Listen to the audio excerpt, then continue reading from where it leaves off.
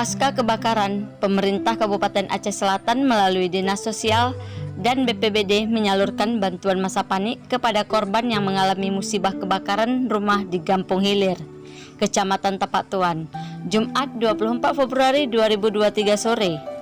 Bantuan masa panik diserahkan langsung oleh Kepala Dinas Sosial Aceh Selatan Junaidi dan personil BPBD kepada korban kebakaran.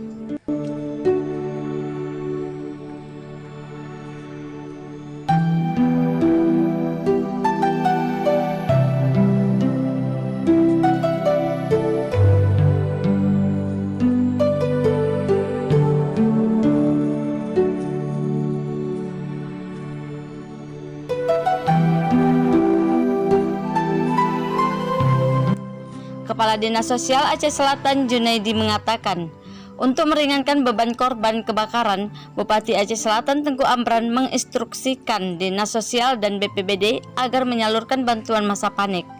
Bantuan yang disalurkan berupa pangan dan sandang. Jam 9 kita terjadi musibah kebakaran yang menimpa saudara kita, satu karena saudara Anhar Raning, Muhammadin, kami dari daerah, dari Dinas Sosial dan BPBD langsung menyerahkan panik kepada korban sehingga bantuan dapat dimanfaatkan dan meringankan korban dalam masa panik ini. Yang terdiri ini ada termasuk dan pakaian sandang, beras, ada militan, ada pakaian dan lain.